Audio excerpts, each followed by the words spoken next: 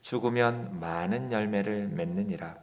자기의 생명을 사랑하는 자는 잃어버릴 것이요 이 세상에서 자기의 생명을 미워하는 자는 영생하도록 보존하리라.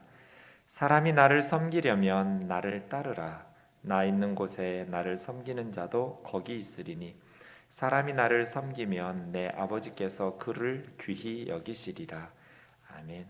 오늘은 유치부에서 사역하시는 김경아 전도사님 하나님 말씀 전해 주시겠습니다.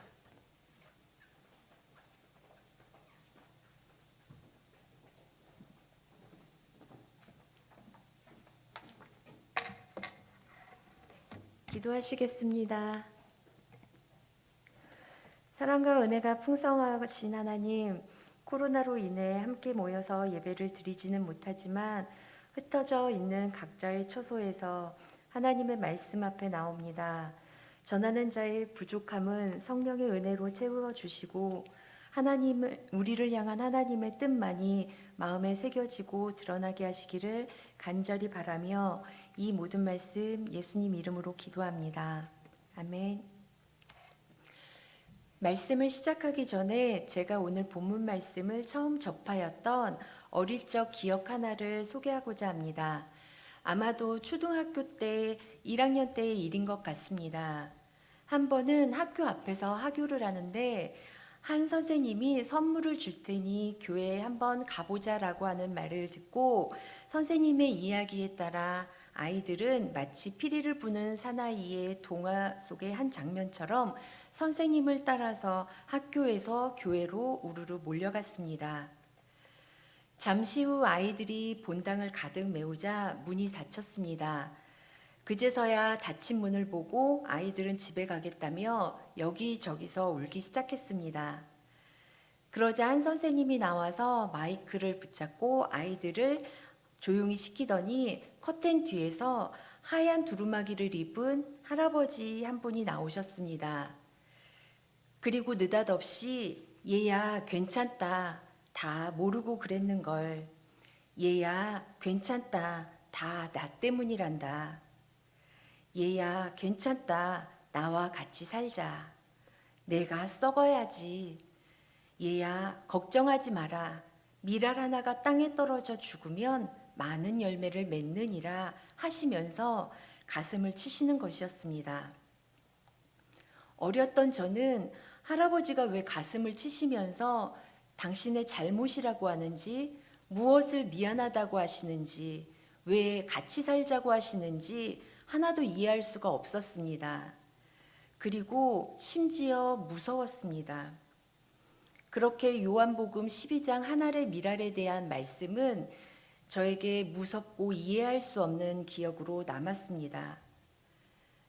그런데 나이가 들어가면서 꼬여버리는 인간관계를 풀려고 씨름할 때면 여지없이 그때의 기억이 떠올랐습니다. 내가 조금만 더 참을 걸, 내가 조금만 더 이해하고 사랑했다면 저도 모르게 내뱉는 후회 속에서 할아버지 목사님이 하셨던 말씀의 의미를 조금씩 알게 되었습니다. 머리카락이 온통 하얘진 오랜 세월을 살아오신 할아버지 목사님은 많고 많은 성경 구절 속에서 요한복음 12장 24절 하늘의 미랄에 대한 말씀을 들려주시면서 어린 아이들이 예수님처럼 살아가기를 바라셨기 때문에 가슴을 치시면서 간절한 마음으로 말씀을 전하셨던 것입니다. 몇 년 전에는 그 교회의 전화번호를 찾아서 제 기억 속의 목사님이 고 김종수 목사님이라는 것과 사랑의 천국 방언이라는 목사님의 글을 받았습니다. 뒤늦게 깨달음을 통해 하나의 미랄에 대한 이해할 수 없었던 어릴 적의 기억은 너무나도 소중한 기억으로 바뀌었습니다. 오늘은 요한복음 12장 24절에서 26절 말씀을 함께 살펴보면서 어느 노목사님의 마음을 넘어 우리 하나님의 우리를 향한 아버지의 마음을 느껴보시기를 원합니다. 먼저 예수님께서 요한복음 12장 24절의 하늘의 미랄에 대한 비유를 말씀하신 배경을 알아보고자 합니다. 12장 1절 유월절 엿새 전에 예수께서 베다니에 이르시니 이곳은 예수께서 죽은 자 가운데 살리신 나사로가 있는 곳이라. 12절 말씀은 그 이튿날에 명절에 온 큰 무리가 예수께서 예루살렘으로 오신다 하신 것을 듣고 1절과 12절 말씀을 통해서 수많은 사람들이 유월절을 지키기 위해 예루살렘으로 모여들고 있는 상황이라는 것을 알 수 있습니다. 또한 예수님께서 유월절 엿새 전에 베다니에서 하루를 머무르시고 난 그 다음 날을 이튿날이라고 12절에 말씀하고 있는데요. 그 이튿날에 예수님께서 하신 말씀입니다. 유월절을 지키시려고 예루살렘으로 향하시는 예수님의 여정 가운데 하루를 머무셨던 베다니라는 곳은 죽었던 나사로를 살리셨던 곳이며 마리아가 값비싼 향유를 예수님의 발에 붓고 자신의 머리카락으로 닦아냈던 곳입니다. 베다니에서의 이 두 사건은 예수님이 부활이요 생명이시며 장차 일어날 예수님의 죽음을 암시해주는 특별한 의미를 부여해주고 있습니다. 예루살렘에 모인 수많은 사람 중에는 예수님이 베다니에서 오고 계신다는 소식을 듣고 종려나무를 손에 들고 예수님을 맞이하는 사람이 있었습니다. 이들은 종려나무 가지를 손에 들고 호산나 다윗의 왕이여 외치며 자신들을 로마의 압제에서 해방시켜줄 정치적인 메시아로 예수님을 환영했습니다. 자신들이 기대하는 방식의 왕으로서 예수님을 찾고 부르짖고 있었습니다. 또 다른 부류의 사람은 예수님을 향해 잔뜩 날을 세운 종교 지도자들과 로마 군인들이었습니다. 로마 군인들은 수많은 인파가 몰려든 상태에서 폭동이 일어나지 않을까 잔뜩 긴장하며 촉각을 곤두세우고 있었습니다. 반면에 종교 지도자들은 자신들이 죽이려고 했던 예수를 사람들이 환호하며 따르는 것을 보면서 자신들이 가지고 있는 기득권을 빼앗길까봐 전전긍긍하는 모습으로 그 자리에 함께하고 있었습니다. 마지막으로 몇몇 헬라인들입니다. 20절, 21절 말씀에 보면 명절에 예배하러 올라온 사람 중에 더 넘겨주세요. 명절에 예배하러 올라온 사람 중에 헬라인 몇이 있는데 그들이 갈릴리 벳세다 사람 빌립에게 가서 청하여 이르되 선생이여 우리가 예수를 배우고자 하나이다. 이들은 유대교에서 개종한 신자들로서 예배하러 예루살렘으로 올라온 헬라인입니다. 이처럼 이 예루살렘에는 다양한 사람들이 모여서 예수님을 뵙기를 청하는 헬라인들과 함께 뒤엉켜 있습니다. 그런데 예수님은 헬라인들의 등장을 기점으로 이전과는 다른 말씀을 선포하십니다. 2장 4절 말씀에는 가나안 혼인잔치에서나 7장 8절과 7장 30절 유대인들이 예수님을 죽이려 하는 상황에서와 8장 20절 가늠하다 잡혀온 여인의 사건이 있은 후에 예수님께서 바리새인에게 하신 말씀에는 아직은 때가 이르지 않았다고 말씀하셨지만 헬라인들이 예수님께로 나오는 상황에서는 인자가 영광을 얻을 때가 왔다라고 23절 말씀에서 선언하고 있으십니다. 헬라인들이 예수님을 만나 뵙기를 청하는 사건을 통해 이방인들에게 복음이 전해지는 이때가 예수님 자신이 세상을 위해 죽으셔야 할 때라고 생각하셨습니다.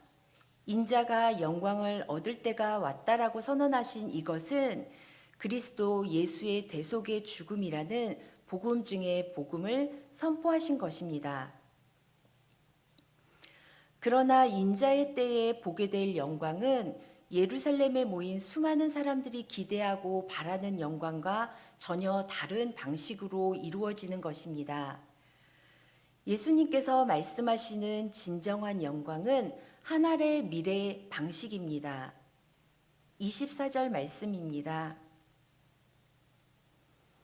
내가 진실로 진실로 너희에게 이르노니 한 알의 밀이 땅에 떨어져 죽지 아니하면 한 알 그대로 있고 죽으면 많은 열매를 맺느니라. 예수님의 진정한 영광과 밀알의 유사점은 땅에 떨어져 죽는 것입니다. 한 알의 밀이 땅에 떨어져 죽는 것이야말로 예수님의 죽음을 가장 적절하게 표현하고 있는 것입니다. 한 알의 밀이 땅에 떨어져 죽는다는 것은 예수님이 하늘 보좌를 버리시고 이 땅에 내려오신 성육신을 뜻하는 것이며 예수님의 십자가의 죽음을 말하고 있습니다.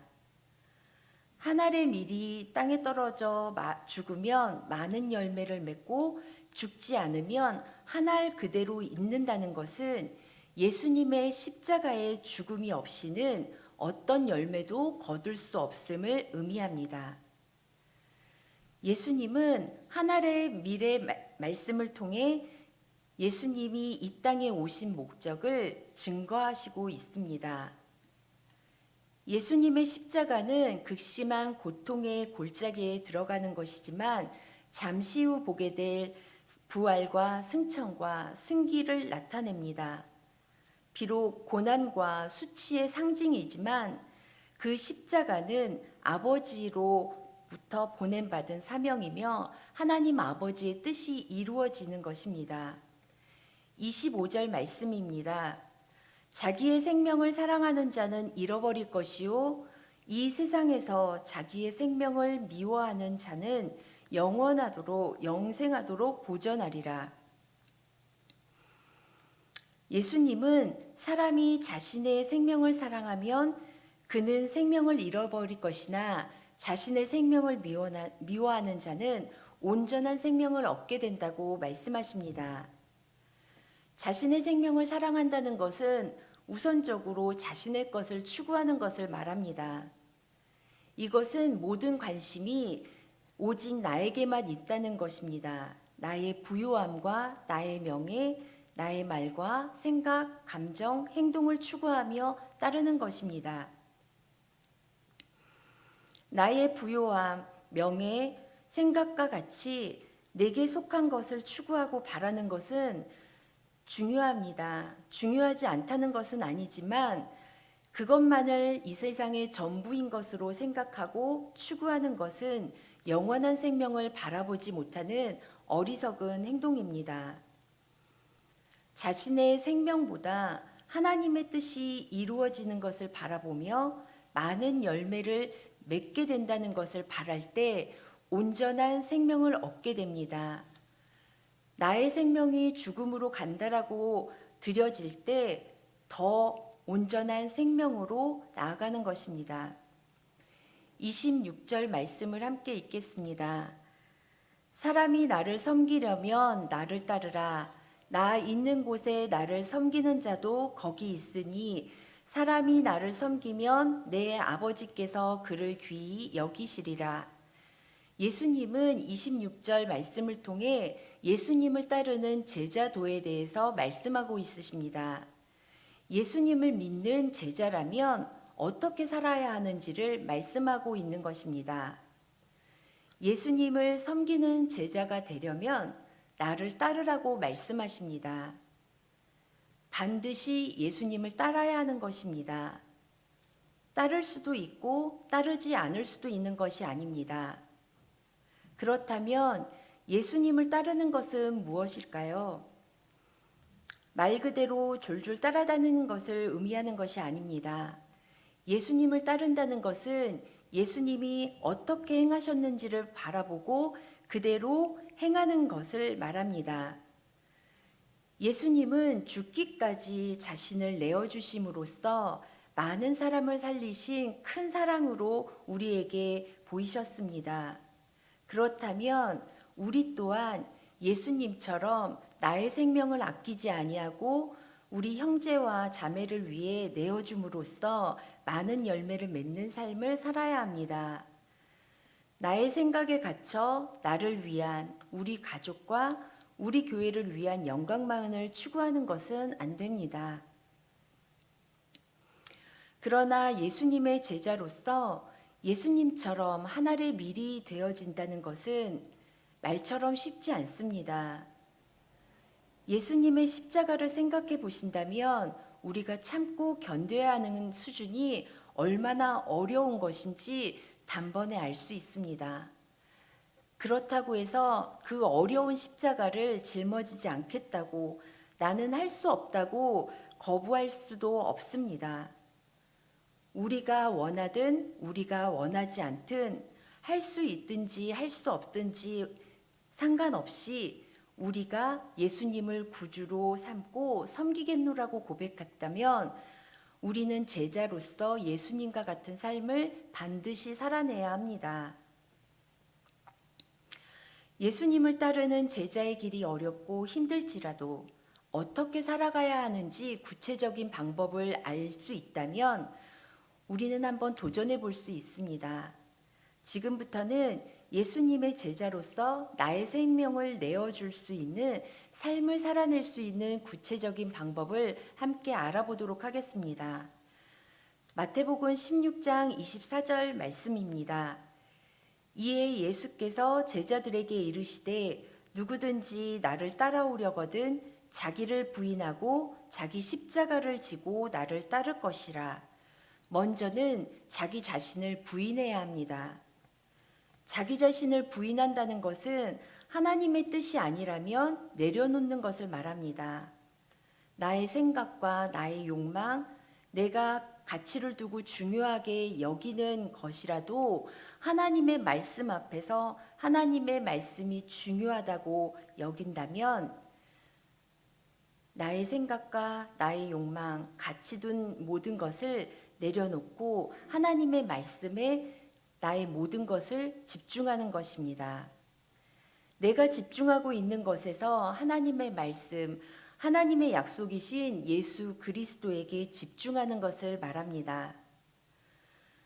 자기를 부인했다면 이제 우리는 우리의 십자가를 짊어지고 가야 합니다. 이 세상을 살아가는 우리에게는 각자 처한 환경과 상황에 따라 우리가 져야 할 십자가가 있습니다. 그 십자가는 여러 가지 모습으로 찾아오는데요. 어떠한 십자가가 있는지 알아보겠습니다. 첫 번째는 섬김의 십자가입니다. 마태복음 20장 28절 말씀에는 인자가 온 것은 섬김을 받으려 함이 아니요 도리어 섬기려 하고 자기 목숨을 많은 사람의 대속물로 주려 함이라 고 말씀하고 있습니다. 사람들은 대부분 누군가를 섬기는 것보다는 섬김을 받기를 원합니다. 세상의 관점으로 보면 누군가를 섬기는 종의 모습은 무능하고 하찮게 보이기 때문에 더 섬김을 받을 수 있는 보다 높은 자리를 향해서, 보다 높은 자리를 얻기 위해서 애쓰고 힘쓰며 달려갑니다. 그러나 예수님의 제자라면 섬김의 십자가를 짊어지고 낮아진 모습으로 나아가야 합니다. 두 번째 십자가는 사랑의 십자가입니다. 로마서 5장 8절 말씀, 우리가 아직 죄인 되었을 때에 그리스도께서 우리를 위하여 죽으심으로 하나님께서 우리에 대한 자기의 사랑을 확증하셨느니라. 예수님께서는 우리가 죄인 되었을 때에 십자가를 지심으로써 당신의 크신 사랑을 나타내셨습니다. 우리가 사랑받을 만한 존재이기 때문에 사랑하신 것이 아닙니다. 나를 힘들게 하는 사람일지라도 우리는 예수님의 모습을 본받아 사랑해야 합니다. 그런데 어떠신가요? 나를 낳으신 부모님, 서로 사랑해서 결혼한 아내와 남편, 내 속으로 낳은 자녀. 피를 나눈 형제 자매도 온전히 사랑할 수 있던가요? 사랑하지만 사랑할 수 없을 때가 더 많은 것 같습니다. 그러나 예수님의 십자가를 생각하고 예수님의 죽으심을 따르겠다라고 고백했다면 기꺼이 사랑의 십자가를 짊어지고 나아가야 합니다. 세 번째, 선한 싸움의 십자가입니다. 디모데후서 4장 7절, 나는 선한 싸움을 싸우고 나의 달려갈 길을 마치고 믿음을 지켰으니. 사도 바울은 때를 얻든지 못 얻든지 전하는 복음 앞에서 선한 싸움을 기꺼이 싸웠노라고 고백하고 있습니다. 오늘날 크리스찬들은 자신의 기득권을 잃지 않기 위해서 선한 싸움을 외면합니다. 비진리와 연합하기도 하고 세상과 타협하는 모습으로 종종 나타나기도 합니다. 그러나 예수님을 따르는 제자라면 우리의 기득권을 잃어버린다 할지라도 예수님을 바라보며 선한 싸움의 십자가를 져야 합니다. 네 번째는 고난과 박해의 십자가입니다. 베드로전서 4장 1절에서 2절 말씀입니다. 그리스도께서 이미 육체의 고난을 받으셨으니 너희도 같은 마음으로 갑옷을 삼으라. 이는 육체의 고난을 받은 자는 죄를 그쳤음이니 그 후로는 다시 사람의 정욕을 따르지 않고 하나님의 뜻을 따라 육체의 남은 때를 살게 하려 함이라. 우리가 예수님이 십자가의 고난을 받으심으로써 우리에게 주신 죄사함을 알고 있습니다. 그렇다면 그 죄사함을 우리는 지켜내야 합니다. 이 세상을 살아가다 보면 정욕을 따르지 않고 하나님을 따른다는 것은 핍박과 고난을 받을 일입니다.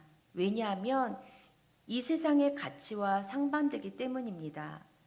그러나 고난과 핍박이 따라온다 할지라도 고난과 핍박으로 힘들다 할지라도 우리는 고난과 핍박의 십자가를 져야 합니다. 하늘의 미리 되신 예수님을 따르는 자로서 자신을 부인하고 자신의 십자가를 짊어지고 가겠노라고 다짐한다고 해서 예수님과 같은 삶을 살아내는 것은 아닙니다.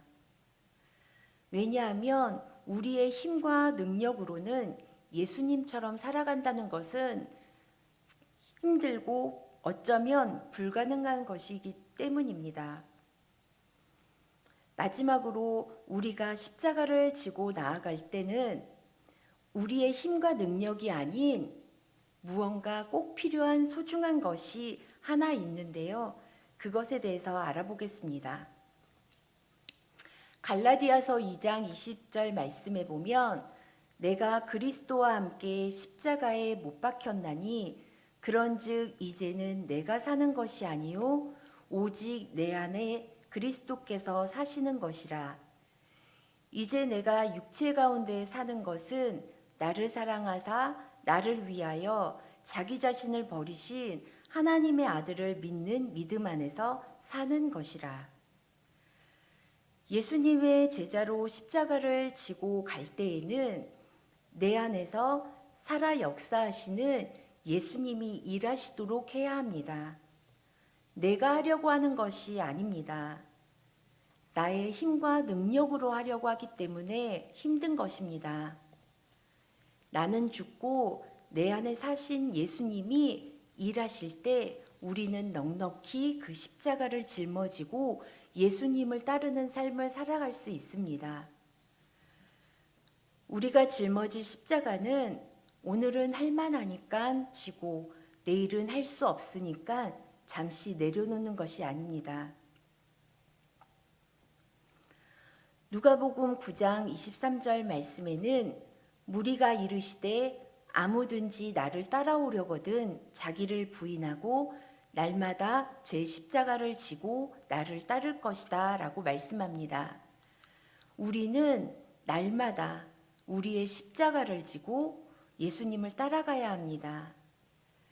매 순간순간 내 안에 예수님이 사시도록 기꺼이 우리를 드리는 삶으로 살아가야 합니다. 저는 작년에 오늘의 본문 말씀으로 설교를 준비하였습니다. 그런데 설교를 해야 하는 날이 다가올수록 한 알의 밀이 되어 대신 예수님을 따르는 삶이 얼마나 어려운지 알게 되었고, 이러한 말씀을 전하는 것에 대한 부담감이 몰려왔습니다.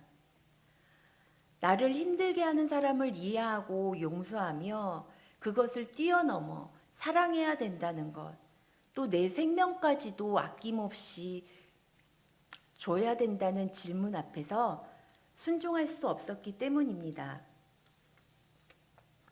그래서 차라리 다른 본문 말씀으로 새롭게 설교를 준비할까도 생각했었습니다.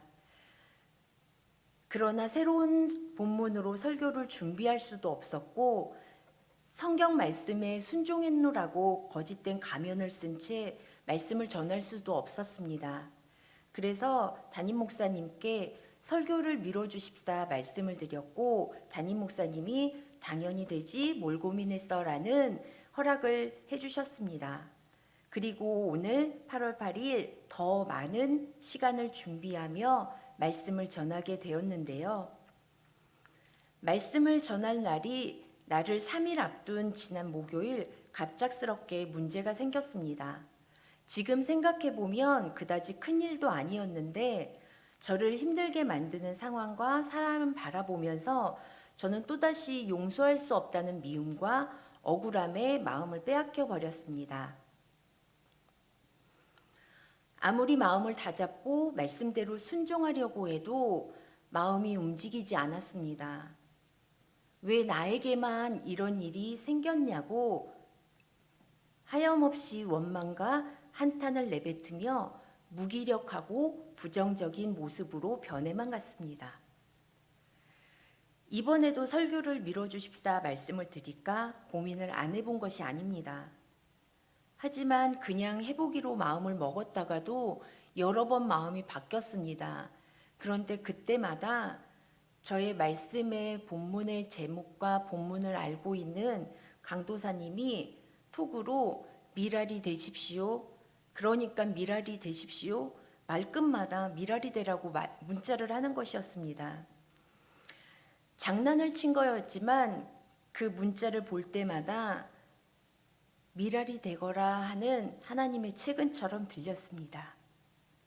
그리고 어디서부터 무엇이 잘못되었는지를 살펴보고 또 살펴보다가 제 눈에는 한 사람이 들어왔습니다. 저랑은 비교할 수도 없을 만큼 많은 사람들을 상대하면서 몇 배나 더 힘든 아파하는 상황들이 있었는데 힘겨워하고 슬퍼하는 것이 아니라 웃음을 보이는 것이었습니다. 심지어 뭐가 그리 즐거운지 콧노래를 부르기도 했습니다. 저와 다른 삶의 태도를 보이는 한 사람을 바라보면서 제가 힘겨워하는 이유를 명확하게 알 수 있었습니다. 저는 마치 늪에 빠져서 발버둥 치면 발버둥 칠수록 더 깊은 늪으로 빠지듯이 제 스스로 문제를 해결하려고 생각하고 또 생각하면서 더 큰 슬픔과 절망의 늪으로 빠졌던 것입니다. 그런데 제가 보았던 한 사람은 늪에 빠졌을 때에는 몸에 닿는 늪의 면적을 최대한 넓게 만들어서 압력을 분산하고 납작 엎드리고 움직임을 최소한으로 하여 천천히 기어 나오는 것처럼 하나님의 말씀 앞에 납작 엎드려서 자신의 생각과 행동은 최소화하고 그 안에 살아계신 예수님이 일하시도록 도움을 구하고 있었습니다. 논어의 옹야편에 나오는 지지자, 불려, 호지자, 호지자, 불려, 락지자라는 말씀에서처럼 자신에게 펼쳐진 상황이 아무리 힘들고 어려워도 예수님이 함께 나아가시는 것 그 자체를 즐기고 있는 모습이었습니다. 하나님의 말씀을 알고 좋아하는 것 이상으로 예수님과 함께 즐거워하며 나아가는 그 모습을 바라보고 있노라니 저의 애쓰고 힘썼던 노력이 참으로 부질없이 느껴졌습니다. 그래서 모든 것을 멈추고 하나님의 말씀 앞에 납작 엎드려 제 안에 살아계신 예수 그리스도가 일하시는 것을 기대했습니다. 비록 아직 모든 일이 해결되지 않았고 앞으로도 더 많은 일들이 나타날 것입니다. 그러나 제 마음이 달라졌습니다. 가득 찼던 미움과 원망은 이해와 용서로, 절망은 소망으로 바뀌었습니다. 나의 감정과 처지에 맞춰진 초점을 내려놓고 하나님의 뜻을 구하며 바라보기 시작했습니다. 그러자 놀랍게도 더 이상 문제 상황은 제 것이 아니었습니다. 하늘의 미리 되신 예수님을 따르는 제자의 삶을 살겠노라고 다짐도 하게 되었습니다. 뿐만 아니라 예수님처럼 용서하고 생명을 내어줄 용기도 아주 조금 생겼습니다. 물론 사람들은 그렇게까지 할 필요 없다. 너 참 바보처럼 행동하는구나. 이렇게 말할 수도 있겠지만 사람의 평가는 그리 중요하지 않습니다. 예수님과 동행하며 내게 맞춰준 초점을 하나님의 말씀으로 맞추는 자기 부인을 하면서 힘겨워 보이던 십자가를 기꺼이 짊어질 수 있게 되었습니다. 만일 우면동교회 성도님들도 저처럼 예수님이 계시지 않는 빈 껍데기 신앙만을 붙잡은 채 섣부른 지식에서 비롯된 교만과 그리고 내 안에 굳어져 버린 악한 습관대로 반응하면서 나 자신을 망치고 우리 가정과 교회를 망치고 있었다면 이제라도 우리 안에 살아계신 예수님이 일하시도록 우리 자신을 하나님께 내어드리며 오직 예수님만을 따라가는 진짜 제자가 되기를 바랍니다. 그리하여 우리의 주변의 많은 사람들을 살려내는 그들이 살아나는 은혜를 누리시기 소망합니다. 기도하시겠습니다. 사랑의 하나님 감사합니다. 독생자 아들 예수님을 이 땅에 보내주시고 하늘의 미리 되사 우리를 살리신 하나님의 크신 사랑을 기억하며 예수님의 제자로서 이 땅을 살아가기 원합니다. 그러나 우리의 연약함이 하나님의 말씀보다 내 자신을 중요하게 여기며 우리에게 허락하신 저마다의 십자가를 지지 않겠노라고 거부할 때에도 나와 함께 가자 하며 손 내미시는 예수님을 의지하며 나를 도우시는 성령님의 도우심을 바라며 날마다 승리하는 삶을 살아가도록 함께 해주시기를 원합니다.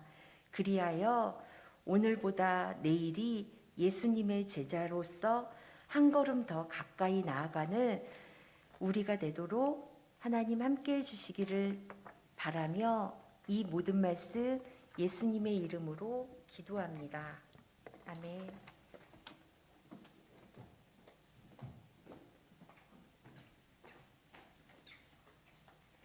찬양하겠습니다.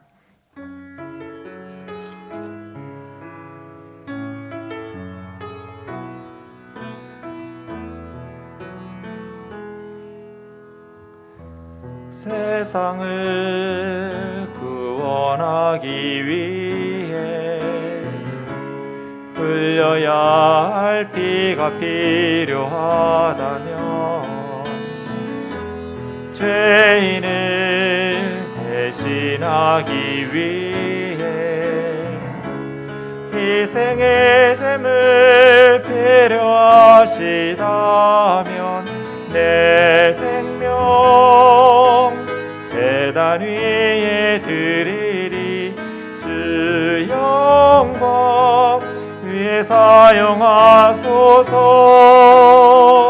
생명이 또 다른 생명 낳고 주님 볼 수 있다면 나의 삶과 죽음도 아낌없이 드리리. 죽어야 다시 사는 주의 말씀 믿으며 하늘의 미랄 되어 썩어지리니 예수님처럼 살아가게 하소서.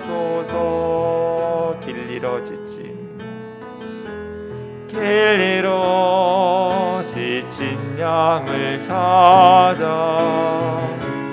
마음 상해 이리저리 헤매는 한 영혼 찾아 아파하는 예수님 마음 내게 주옵소서.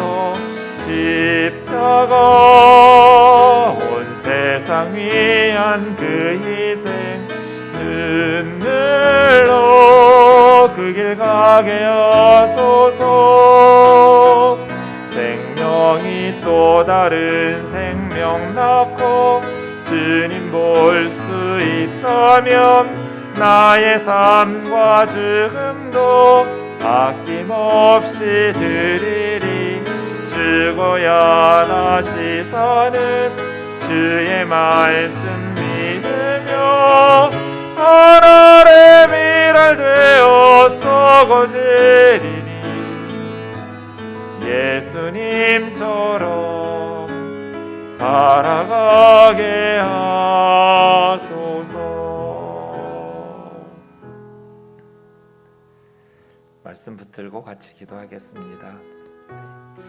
헬라인 몇 사람이 오셨으면 좋은 말씀 하셔가지고 예수님 믿게 할 것 같은